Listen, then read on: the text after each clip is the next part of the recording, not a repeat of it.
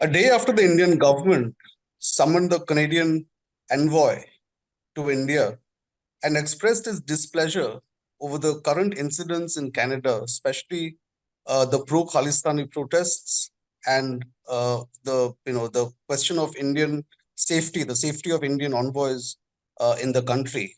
We are today joined by two prominent guests, Mr. Amit Sinha. He's a foreign affairs expert, and Dr. Dilip Sinha is a former ambassador and India's permanent representative to the UN office in Geneva. So, welcome to the show, gentlemen. Let's begin with this very basic question that Khalistan separatist problem is beginning to become a diplomatic challenge for India. So, how do you see this, uh, Mr. Sinha? If you could begin, Mr. Dilip Sinha. We are both Sinhas, and well, I'm not a doctor, so just call me Dilip Sinha. Yeah, yeah, Thank you, Siddharth. Thank you for having me here. You say that the Khalistan movement is becoming a diplomatic challenge for India. I might disagree with this presentation because it is not a diplomatic challenge for India. What has happened in Canada and the US this time, and what is threatened, the demonstration that is threatened for Saturday against Indian consulates, is a law and order problem for the host government, that is Canada and the US. The security of diplomats under the Vienna Convention is the responsibility of the host government. It is their job to protect diplomats. Diplomats are not armed people. Their right. security depends upon the local police. And it is a challenge for the Canadian and the US governments to provide security to our diplomats. That is unconditional. It is not a categorical, it's uncategorical. It is the obligation of the host government. Now, as far as the problem is concerned, this is a problem, again, that's been generated by a bunch of people who are Canadian nationals living in Canada. They are not living in India. If they have a problem with any minority issue or any issue in India, they can take it up with the Canadian government, or they can take it up wherever. But it is the incident that they're protesting is the killing of one person in Canada. Niger, I think is the name. Right, right, yeah. And they accuse the Indian government of killing him. Now, the Canadian government has not said anything on this. If the Canadian government has a problem, it can take it up with India, certainly, if it suspects the hand of any Indian organization in this. But it is not for Canadian citizens to go and start protesting against and attacking Indian consulates and Indian embassies in these countries. And it's the responsibility of the Canadian government here to provide protection to diplomats. Now, lately, one has found that the security of diplomats and embassies in countries like Canada have become almost on par with countries like Iran and Pakistan or Afghanistan, where diplomats and diplomatic missions are attacked periodically. Now, if that is the state they want to reduce their country to, well, that's their problem. It is not a challenge for India at this stage. Our problem would have been, had there been a problem inside our state of Punjab, well, that would be an Indian challenge. That would be for the Indian government to deal with, and that's being dealt with. I see no problem right now in Punjab on this issue. So it Okay. is not a diplomatic challenge for us. It is a challenge for the Canadian government to provide security to our diplomats in Canada and the US. Okay, so just to take this forward, if I can bring in Mr. Amit, so what Mr. Dilip Sinha has said that it is not a challenge for India per se at this stage, but going by this, going by his arguments, the mere fact that the Indian envoys and their names are being featured in these propaganda posters and propaganda material, do you think the government of India should be more, it needs to worry at this stage?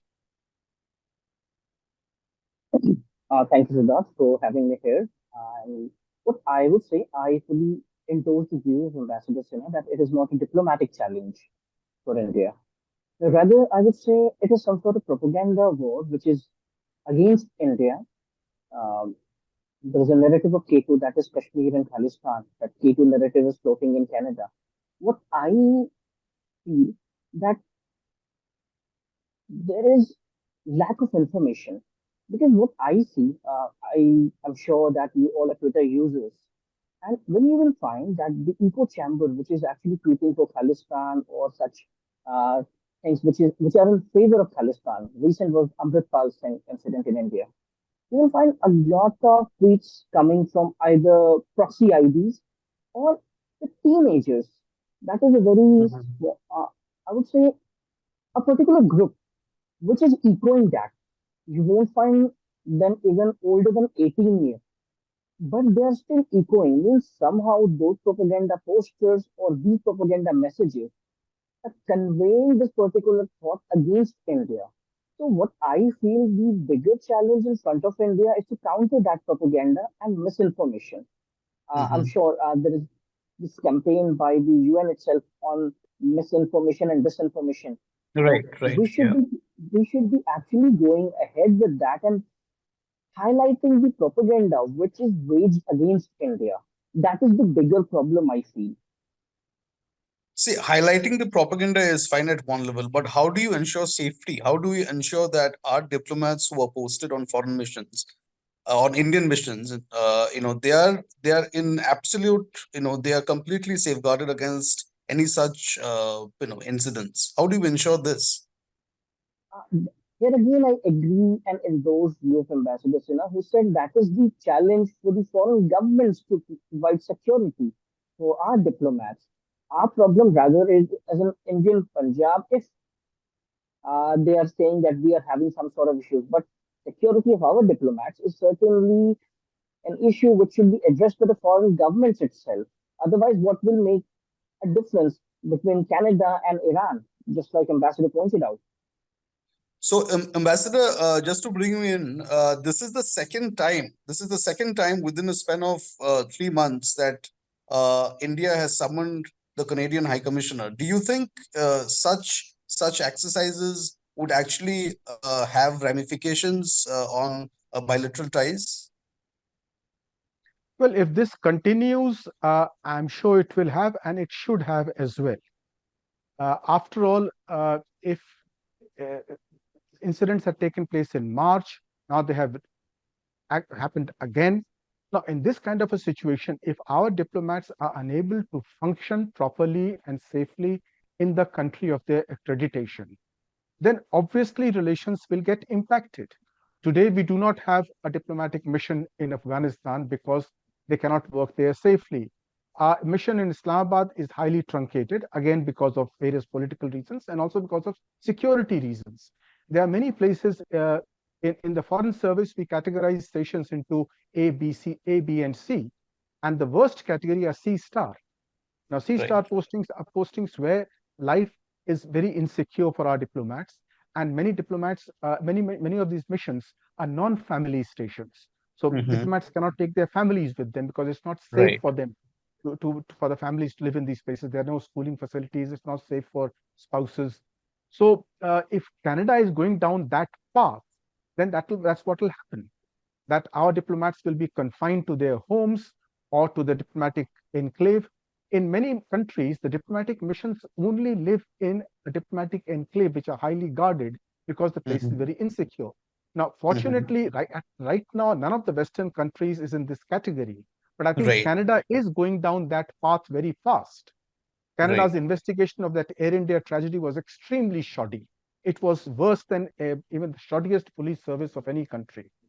Uh, the Canadian government today appears to be hostage to some of these parties that support these elements. So, if that is the situation in Canada, well, I think relations will get impacted.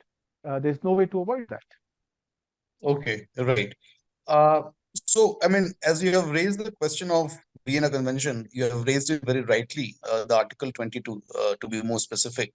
So, if a host nation continuously fails to fulfill its obligations towards the Vienna Convention, Article 22, which is meant to safeguard the foreign diplomats, then what is the way for India? What options do we have to make sure that it is it is followed.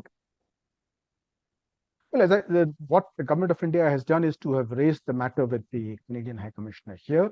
I'm sure it's being raised with the Canadian Foreign Office in Canada by our mission. This is what diplomatic channels are for. Now, we presume that Canada, being a law-abiding country, a country with rule of law, will provide security as they have assured. But if they do not do that, then relations will automatically get downgraded because our diplomats cannot be carrying weapons to protect themselves. Right, As I right, said, all they can do is to stop moving out in insecure areas or stay confined to the diplomatic premises. There are many countries where the embassy and the embassy staff live on the same campus to avoid unnecessary movement outside, which makes their life insecure. Now, if right. Canada, as I said, goes down this path, then relations will get impacted. Okay, Mr. Amit Sinha, just to bring you in on this point, uh, what is the best way? Now we have seen that these protests are not, these are not, uh, episodic. These almost are taking place on a routine basis, and this is not only Canada. We have seen such protests in London, in San Francisco, temples being, attacked in Australia. So there is a pattern to this, and this is a larger pattern. So how do the government of India, ensure that such patterns are, not reoccurring, and to curtail such demonstrations? What I feel, first of all, government of India should be defining this particular thing as extremism or terrorism. And in my view, this is the latter. Because see, there were open calls for attacking on Indian missions and this Kill India thing on Twitter, I guess, from the last a week or 2 weeks. So this SFJ, this organization Seek for Justice, is doing a lot of thing, a lot of creating a lot of trouble. So it is not from today. I have been tracing these events from 2015, and the SFG chief is making one campaign, then another campaign, and he is continuing to. We have evidences, and what I feel it should be shared at the highest level possible. Because if we are not doing so, if we are not presenting the evidence, if we are not presenting our part of story, just for the sake that it will give unnecessary coverage to those culprits.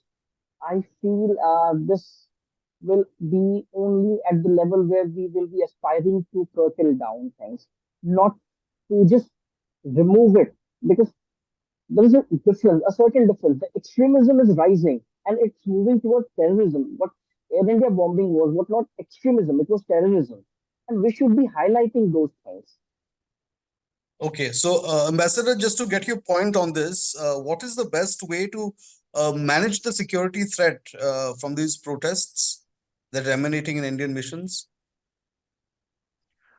The security threat has to be managed by the host government, whether it is the US government or the Canadian government.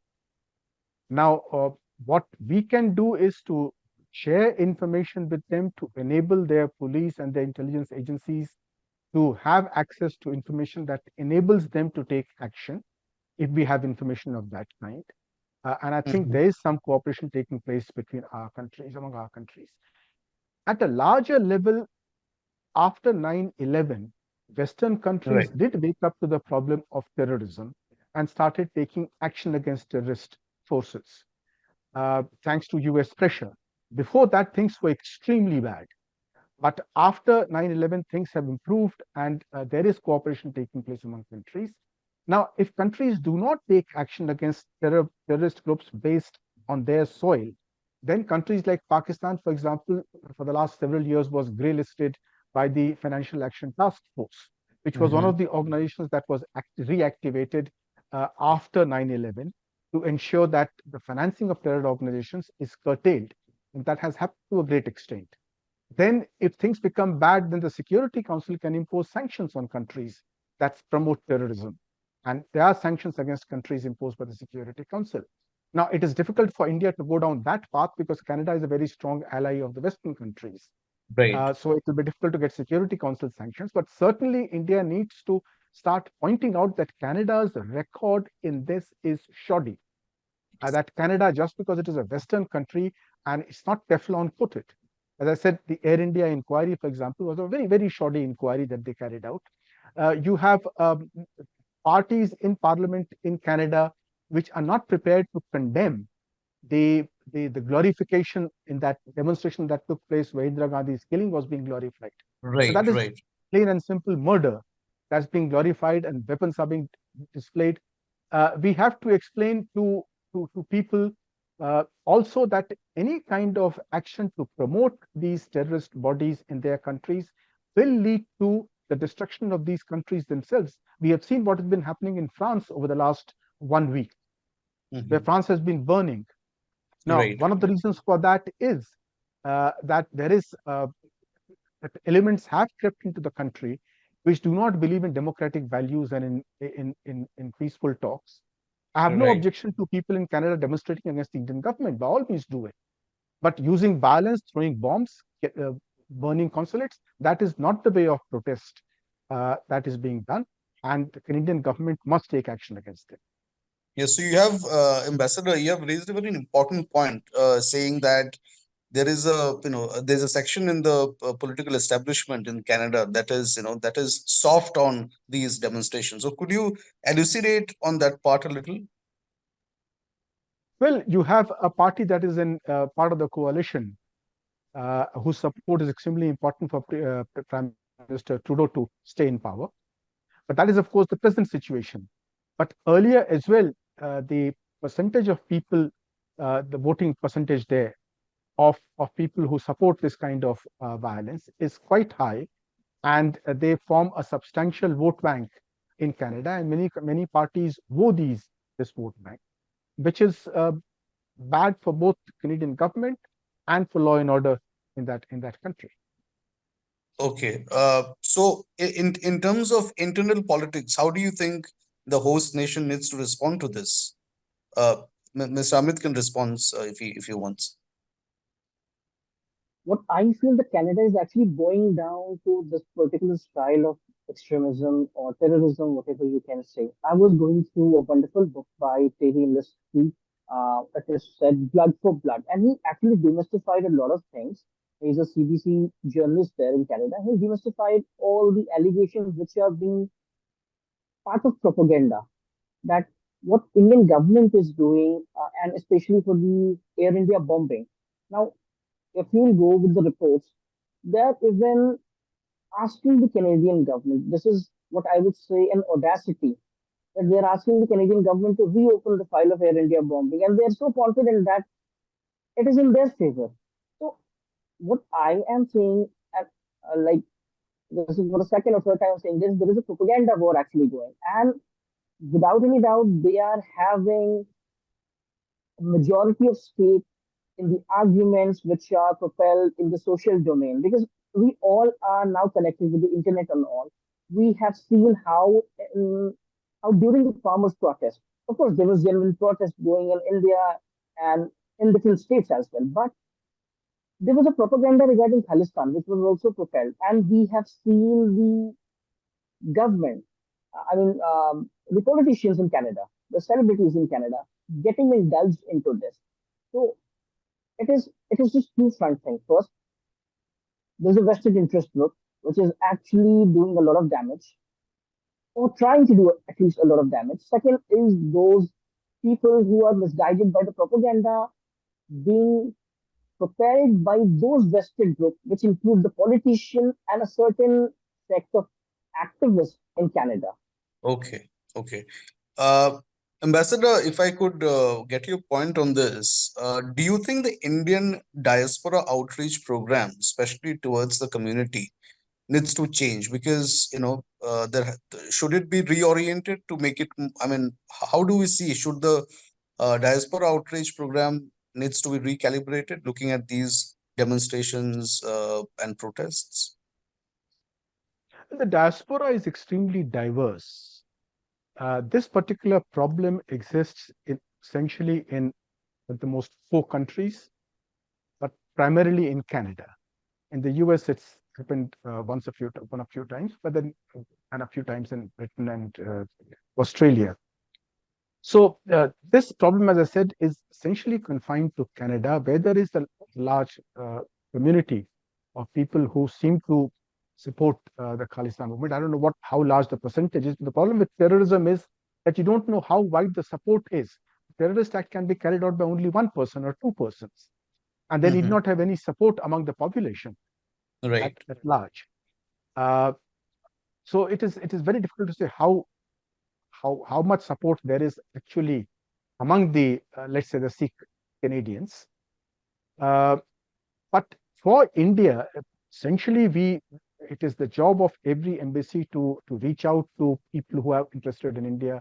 And of course, the Indian diaspora is always a large area for the Indian embassy to work with, to interact with, and also to promote investment and trade, as well as the interest that these people have in their families back home in India.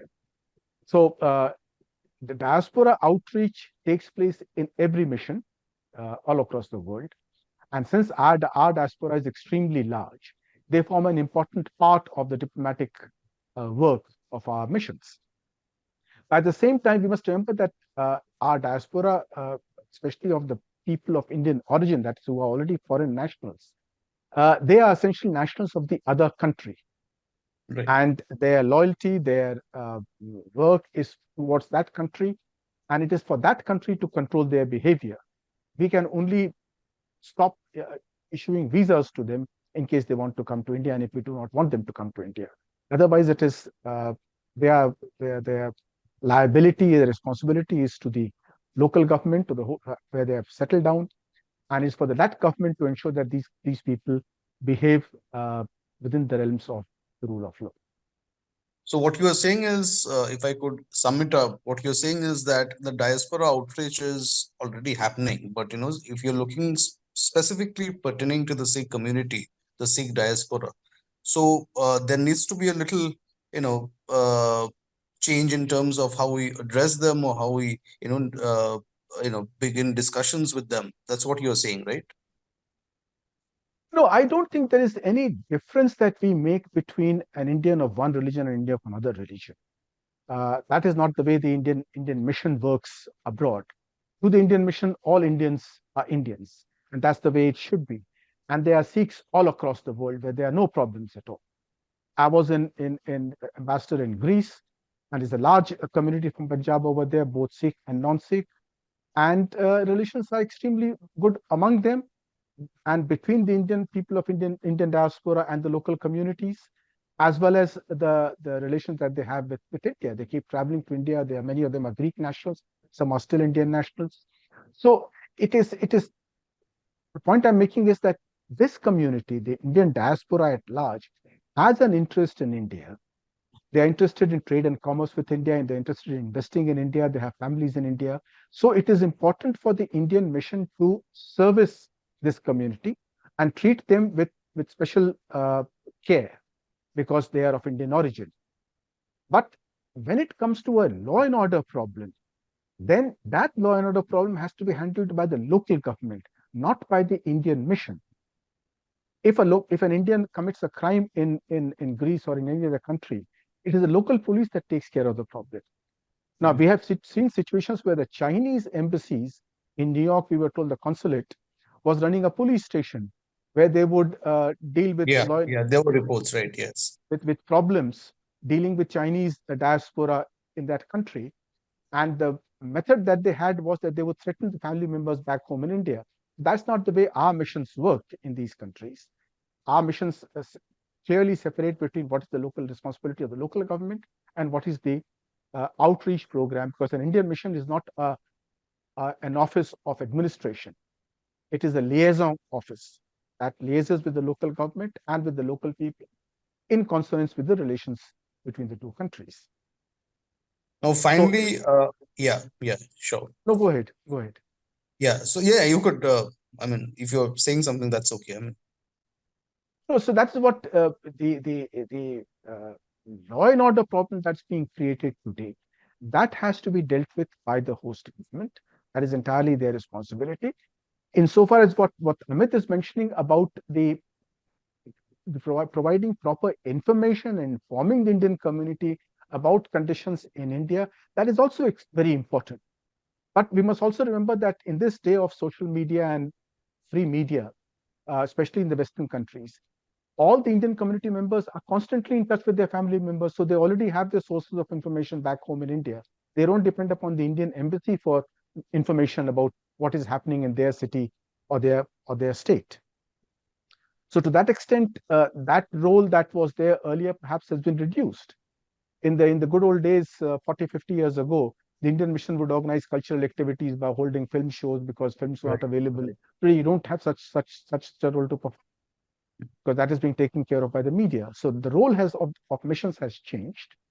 The people are fairly well informed. So yes, insofar as there is any anti-India campaign going on in the media over there, and these kind of things happen, there we should certainly try and reach out to the media itself, which is another part of the Indian embassy's job, to reach out to the local media and inform them about what is happening in the country so that there is no misinformation campaign, and also active Indians and local politicians to again carry out to nip such miscampaigns or misinformation campaigns in the bud. And finally, it is said that the movement today is not so much about the popular support, and it's more about the geopolitics, especially with China and Pakistan cashing on such movements. So, how do you ensure that foreign powers, do not involve themselves in such demonstrations, or rather support these demonstrations? Amit, will I take it on after you? Yeah, sure. You can go ahead, Bilal. Yeah, sure. Go ahead. Okay, so you see, here I have a nagging suspicion. I don't have any proof of that. That we have had an extremely successful visit of our Prime Minister to the US. And almost every observer in India and the US or elsewhere in the world is saying that this is an inflection point in Indo-US relations. Now, there are many people, both in India and outside, who are not happy with this improvement in India-US relations. And one of the countries that is most unhappy is our Western neighbor, Pakistan. If you look at the Pakistani media over the last 3-4 days or during the visit, you find a huge amount of criticism of how India is going down the wrong path, and a huge criticism of India-US relations. So you have a strong vested interest developing, which does not want India-US relations to improve.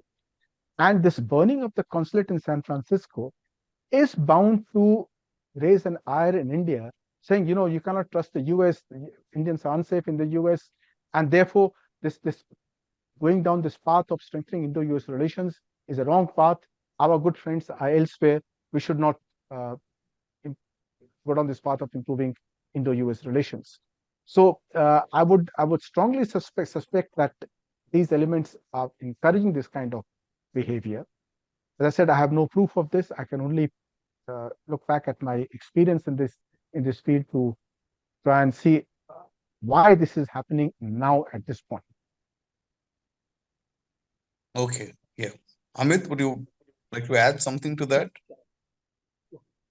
So what I can see, what I actually observe, that it is more of Pakistan who is on the front, whether it is spreading the misinformation among the diaspora, and not only the diaspora, but you see, there are a lot of Indian origin Canadians. So that too, I believe that the propaganda by Pakistan sponsored groups are very high. I mean, there are very common instances of having some event which are related to Kashmir or something, and they are inviting those Khalistani extremist groups to be part of it. So, of course, there is a geopolitical angle of this, and what I'm concerned that now even China is trying to take interest in that particular thing. However, it is not visible, but soon, if one will notice through the deep media penetration, even China is somehow trying to address challenges which will show India in bad light. And of course, as Ambassador said about Indo-US relation, uh, of course, China is at a place. I would say, rather than Pakistan, it will be China which will believe that India and US shouldn't be that close. So of course, they will try all possible means to uh, do some damage to Indo-US tie or even the Indo-Canadian tie. Because see, what I feel that the Canadian government, of course, there is a Western group inside the Canadian government, but the Trudeau administration, I feel, even their hands are tied. They do not know which side to tune in because on the one hand they are having India, which is the future for the trade relations, and on one side they have internal Western group which are pressurizing them too much that they can't even uh, maintain a very good relations with countries like India. Okay, so what you were saying is you suspect a foreign hand in this, right? Absolutely. And recently there was a Canadian think tank which uh, wrote a letter, a research paper or white paper, I believe, they released on the Khalistani extremism. But there was a backlash in Canada itself, and surprisingly, it was not only from the Sikhs or the Canadian Sikhs, but even the uproar was in the Pakistani media that Canadian think tank is publishing something which is irrelevant, which is based on unfounded claims. So of course, they will find each and every instance to counter such narrative, which actually shows the true story, true picture. Thank you to both of you for joining the program and explaining the details and breaking it threadbare and helping us to understand what exactly is the issue and the way forward for India, especially when it comes to Canada. Thank you once again.